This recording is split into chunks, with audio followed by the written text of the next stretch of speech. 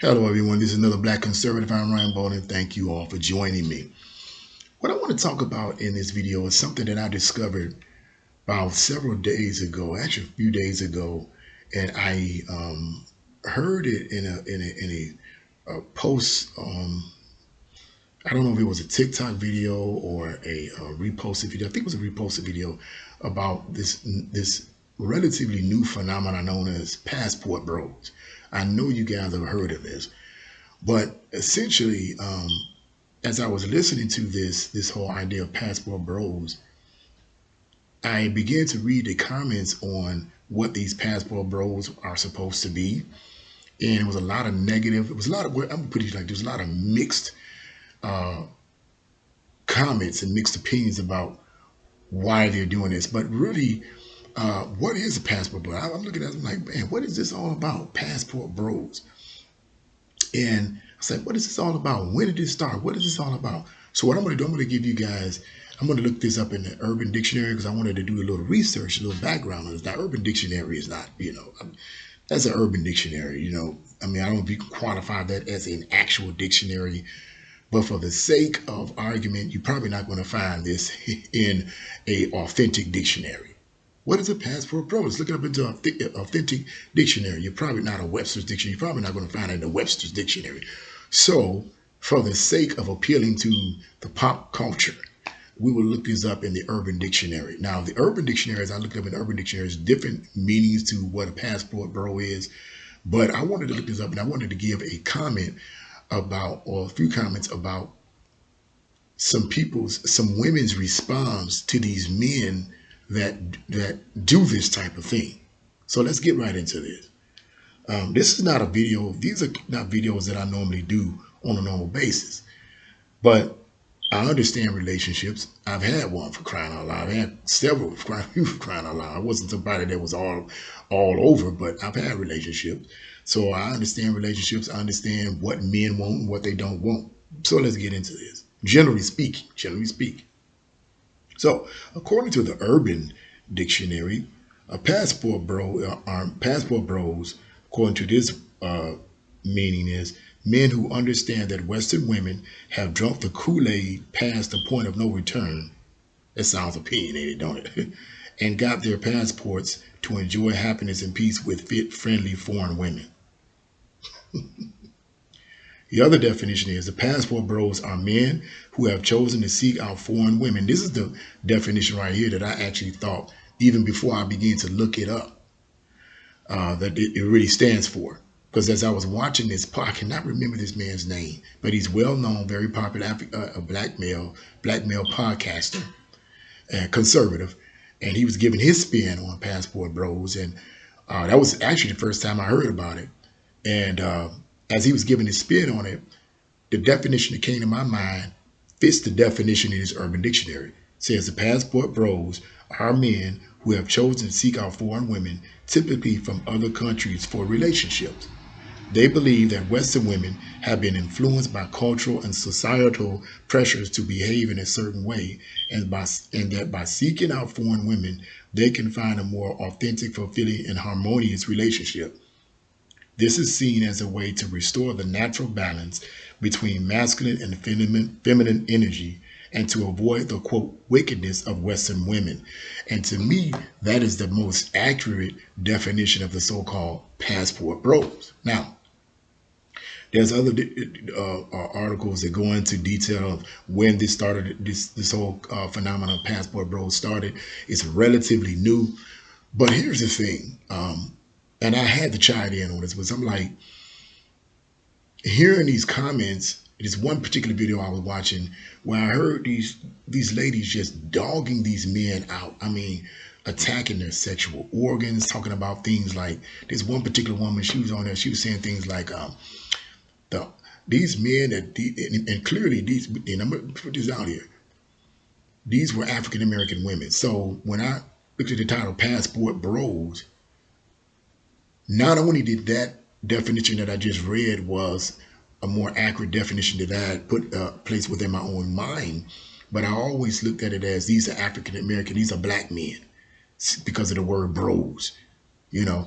And so, but at any rate, I'm watching this video, and these women are just lashing out. These black women are just lashing out at these men, clearly who are black, obviously, that's going to foreign countries and find authentic or this definition would define as authentic relationships. And they're lashing out at these men, and they're saying things like attacking his sexual organs, saying, well, he must have a small, you know what, because he wouldn't be going to some other country. And I'm saying to myself, um, what's the problem? What's going on here? And I asked myself, I said, why is it that so many, not all black women, but so many black women in America have a problem with black men dating people outside their ethnic group or even marrying them? Why is that a problem? And what I came up with, the solution that I came up with, really, which has always been my opinion and view for quite some time, is that black people in America, men and women, have developed this kind of collective ownership of one another. We have this collective ownership of one another. And what I mean by that is, at least on a subconscious level and even a conscious level, and what I mean by a collective ownership is that we feel, as some ethnic groups probably feel the same way, but we feel as black people here in America collectively that we should only marry within our culture and within our ethnic group. And I don't say race anymore because there's only one race, but different ethnic groups within our ethnic group or whatever. And we should only marry within that ethnic group. We should only date within that ethnic group. And I believe that part of the reason why we have this collective ownership of each other, male and female, is because, now I don't have it, but generally speaking, is because of what has happened in the past during slavery. You know, during slavery days, you know, we know the history that many of the slaves' masters abused the female slaves and raped them and had sex with them. Not all the time, but, you know, sometimes this would happen. And it was, in a subtle way, the victimization of our women.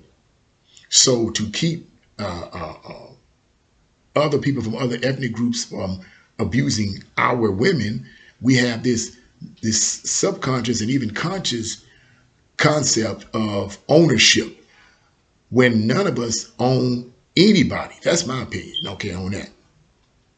But looking at this, I'm like, okay, we've developed this collective ownership of each other here in America as black people. You know, black men should only date and marry black women. Black women should only date and marry men. Although I hear more of this on the side of black women than I do with men. Although I do hear this with men too. What's that professor's name, or so-called professor's name? I forget that, Dr. Organ. Y'all know what I'm talking about. Black guy. You know, he some of the things I agree with what he's saying, and a lot of things I don't agree with what he's saying, which is amazing to me. Why would you have somebody like this as a professor? What is he a professor of? You know, what kind of professor is that? To me, that sounds like Marxism, but that's another story, and I digress, going to another area. Just to keep the vision going. But anyway, he has that same mentality. He's one of the males that has that mentality. But for the most part, I see this on the part of black women. This idea that black men, speaking on that reference, that black men should only date and be with black women. Here's my spin on that. Number one, I understand to a significant extent why these bros are going to foreign countries to find authentic relationships. Now, some women have argued, I've heard black women say this all the time. I hear them say this all the time. The only reason why he trying to be with that white woman or be with that foreign woman is because they'll let him do whatever he wanted. They'll let him do and say anything he want to do and say. A black woman gonna stand up for no. That's not the main reason. The main reason, in my opinion, that black men date women outside the black race, and I've heard this from black men too, is because their personal experience has been negative with black women. Now, if this doesn't fit you, then don't worry about it. But clearly this fits the black men, this fits the black women that have given these black men a hard time and are pushing them overseas in foreign lands to find women that won't give them a hard time. Now, what am I saying? From my personal experience and observations, I understand. Now, it's not with all of them. If you don't fit that bill, then don't worry about it. But if you fit that bill, then you might want to worry about it. Because the thing is, no real man, and when I say real man, I'm not talking about a macho man. I'm talking about a real man who's assured of who he is. He's confident in his gifts. He's confident in his abilities. He's stable minded. He's steadfast in what he believes. I'm talking about that kind of man. He's a working man. He's out here in the grind. I'm talking about that kind of man. Okay. He doesn't want the woman snapping her neck and popping her neck and cussing him out and all this kind of stuff. He doesn't want that kind of woman. Okay. It's in men. God designed men and women to be different. The way God designed men is to be leaders and providers and teachers. Okay. He designed them to think different, to act different because of their purpose. So when a man comes in contact with a woman that's snapping her neck and disrespecting him and putting him down as a man, which a lot of these men have experienced, okay, and I've been there myself, when she does that, that man who is a man is going to look elsewhere to find authentic relationships, a relationship where that woman respects him as a man. As one person says, men don't need love. Generally speaking, you may have some exceptions, but for the most part, men don't need, could you buy me some roses? And I just need you to talk to me and communicate with me. No, no, no, no. For the most part, men don't need that. That's things that women need. What men need is respect. Men need respect. They don't just want it. They need respect. This is part of how God designed the man. He needs respect. When you don't respect him as a man, when you don't respect him as the leader, when you don't respect him as the way God designed him, and you trying to out-talk him and cussing him out and dogging him out and all this kind of stuff, he's going to look elsewhere. Now, some men will take this a step further and put his hands on you. Now, I totally disagree with that at all, period, bottom line. Because God gave man the gave man physical strength to be able to work and to be able to defend the woman and the children he's with. That's why he's physically stronger than the woman by nature. God designed him that way to protect those who are in his jurisdiction. Okay, and some men who will lash out and physically hit a woman who disrespects him. I totally disagree with that. Know that here. I disagree with it no matter what. Okay. However, that's why he's doing it, because you disrespecting him as a man. Doesn't matter what he's doing. You snapping him up and cussing him out and talking about what you gonna do to him and all this kind of stuff. When that man knows that all he need to do is hit you one time and you going down 9 times out of 10. Just about a week ago, I was downtown on my job, and I see this kind of stuff quite often on my job, and there's this woman and this man outside what we call the front portico area at Tower City downtown. And there's this man and there's this woman outside going at it. I mean, like literally, he's cussing her out, she's cussing him out. And here's the killing part about this. This shows you how people absorb certain bad attitudes from other cultures and absorb this attitude. The guy was a black guy. The woman was white. They had to be in their early to mid 20s. The woman is cussing this guy out. I mean, she sounds like she's straight from the street, straight thug, hood rat. Like, I'll get a hit on you. I blankety blank you up. I do this. I F you up. And here's the killing part. This woman was pregnant. And she's telling this man what she's going to do to him. This man physically outranked her, but she's pregnant and telling this man what she's going to do to him as a pregnant woman. And me and my supervisor, as well as the police officer out there listening to him, is watching, is trying to maintain order. And my supervisor says to me, man, he says, man, she has no idea what he can do to her. I said, I know. But this is the attitude that she is basically absorbed from the wrong kind of people she hanging around. When you hang around them people that's in the hood, not all of them, please listen to me carefully. I'm not saying all women in the hood act like that. But from my observations and my experience being raised in the hood and living around in the hood, I know That's how a lot of them talk. That's how a lot of them act.